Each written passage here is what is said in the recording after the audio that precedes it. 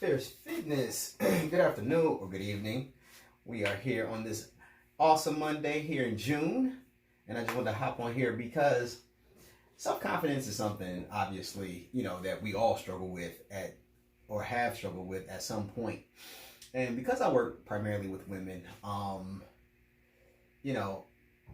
have come to understand, how delicate the relationship is for a woman in terms of her head and her body, and how she feels about herself in her clothes or in her skin, for that matter. And so this conversation comes up and has come up pretty frequently in my career. So just if you have never seen me before, my name is Akil Sherman. I am a certified personal trainer. I've been a trainer for 23 years, and I am not the trainer who grew up in shape, flat waist. In shape with a small waist and a flat stomach and a six pack. That's not my history. So getting back to it, and so there are some things that you can do that will help your confidence build over time, because it's rare that particularly if you're over the age of 30, 35, and you've been struggling with your confidence for as long as you can remember, then it's not going to be just a flip of the switch and then all of a sudden you're super confident. It's something that you work at.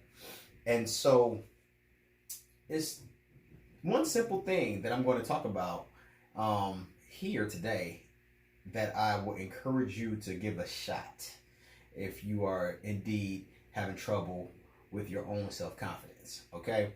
And as you know, obviously I'm talking about health and fitness all the time, so it's definitely related to that. But, so many times we wake up feeling good and we're ready to take on the day, but then, you get in the mirror, you start looking and picking yourself apart, then you hit the profile shot, and then you're looking, and then you're looking, and then you're looking, and then all of a sudden your self-confidence is all thrown, it's all messed up, right? So number one, stop doing that. Stop being your own worst enemy. Let me say, stay off the scale for one. And this isn't the main tip, but I'm going to get to that. But it just popped in my head, so I wanted to say that. Stay off the scale.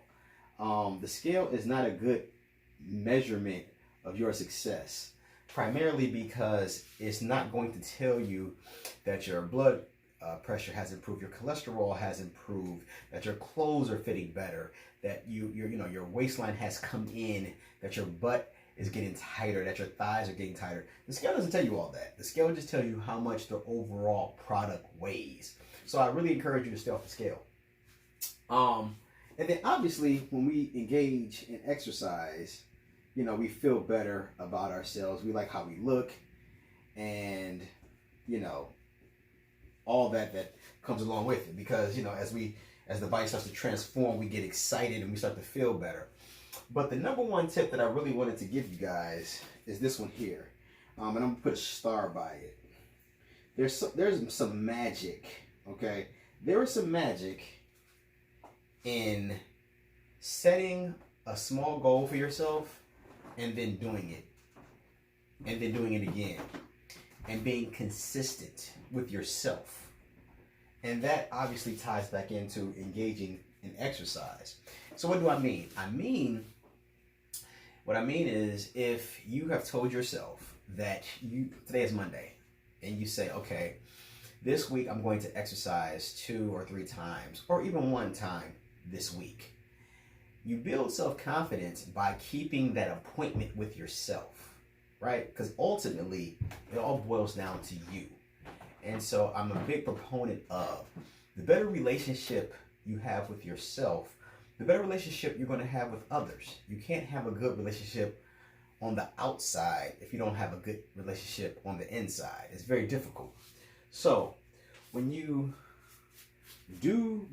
keep an appointment, you set and keep an appointment with yourself,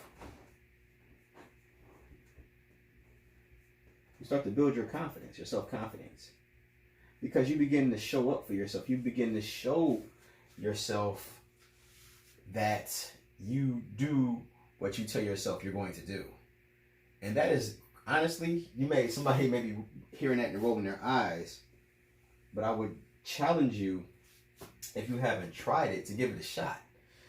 Particularly on those days, because there's gonna, even when you're engaged in exercise on a consistent basis, there's gonna be those days when you just don't feel like it, and those are the most important days, where when you don't feel like it, you get it done anyway.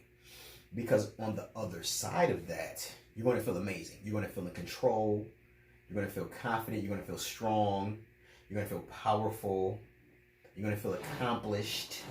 You're going to feel as though you've achieved something. So that's one thing that people rob themselves of when they cave into, I don't feel like going to the gym. I don't feel like working out today. I don't feel like. Because you're not always going to feel like it. And if we only waited until we felt like doing the thing will never get done. You know what I'm saying? Like who goes to work like that? You don't go to work when you feel like it. And, but you go to work anyway. And somebody out there is watching this and going, well, yeah, I have a mortgage and I have bills. Well, if you don't have your health, none of that other stuff matters. So I would urge you to set and keep an appointment with yourself, particularly when it comes to exercise. Because, and especially, I'm going to put this here, especially when you don't feel like it.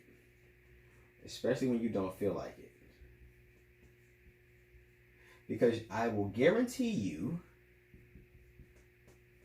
you're going to feel amazing after you do this. I can only tell you that, and you can hear me say that, and it may make sense to you logically. But it won't be until you actually work out when you don't feel like it, when you realize the strength and the power of what I'm talking about here. And so, a lot of people get intimidated at the gym, and this is one of the things. Because when you go to the gym and you don't feel like it, and you leave, even if you felt weird being there, you still told yourself you were going to do the thing and you did it. And so you can walk out of there with your head held high because you know that you kept your commitment with yourself. And that's, at the end of the day, that's what matters the most. Keeping commitments that you make with yourself. That leads to self-confidence. Because you're confident, you build confidence in your own ability to get things done. You get, because here's the other thing. I am sure that you've been confident in other areas of your life at some point in time, right? And so this is just it's just simply taking that energy and applying it in another area. And so when it comes to putting on the outfit, when it comes to taking the pictures, when it comes to just being at the event, you feel better in your skin, you feel better in your body. Because first of all, you're going to see some results. You're going to see results if you continue to keep your appointment with yourself. But there's something to be said about, what I said. That didn't go well. There's something to be said about keeping a commitment with yourself. Okay? So that is what I would strongly encourage you all to consider. Setting and keeping an appointment with yourself, or appointment or commitment. Either word you want to choose. Keeping a commitment. Because I've seen that's one thing that's so awesome about working with women, is that I get to witness that shift. I think that's probably the number one reason why I exclusively train women, because there's nothing like seeing one of you ladies flip that switch and realize, oh yeah, I'm capable. Like when I see a woman, remember her own power. That's very fulfilling for me and very exciting to witness. And so if you haven't felt like that in a while, feel free to shoot me a message. We can have a chat.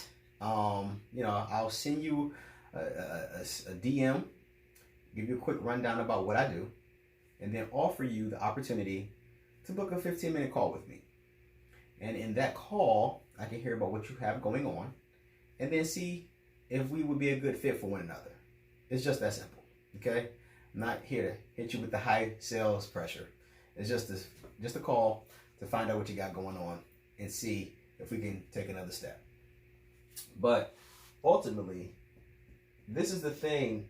Witnessing this with my clients is when they start to have the most success. When she decides, okay, I've set this commitment and now I'm going to do it, all their confidence starts to increase. Now, I'm not saying they are always confident all the time. I'm not trying to oversell you on that. That'd be reckless and dishonest. I'm not saying that. But what I am saying is they're more confident than they used to be.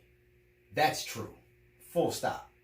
There is an added level of confidence that permeates their entire life. So where they may not have been as confident before, there's absolutely an increase in confidence. I've seen that. And it's very, like I said, it's very fulfilling to witness. So that's what I want to leave you all with is if you're struggling with your self-confidence and you have been struggling with your self-confidence, get in the habit, get in the practice. I can't urge and stress this enough. Get in the practice of setting commitments and following through with them for yourself. Like I said, as you obviously can assume, I'm tying this into exercise, but when you tell yourself that you're going to do the workout and you do it repeatedly, you start to notice. You start walking a little bit taller. Those shoulders come back, that chest comes out, and you're like, yeah, okay, what's up? So I definitely urge you to try that. All right? Hope that made sense. Let me come around and see if I have any questions. Angel, Lanisi, Kim, Kareem, Shakira. Okay. Well, I appreciate y'all for watching. Let me see. Did my phone just do something? Okay. And Natasha. All right. Well, I appreciate y'all, as usual, for watching. I hope you got something out of this. And feel free to drop a question below if something didn't make sense. All right? But in the interim, have a great week. And I will talk to y'all next week. Take it easy.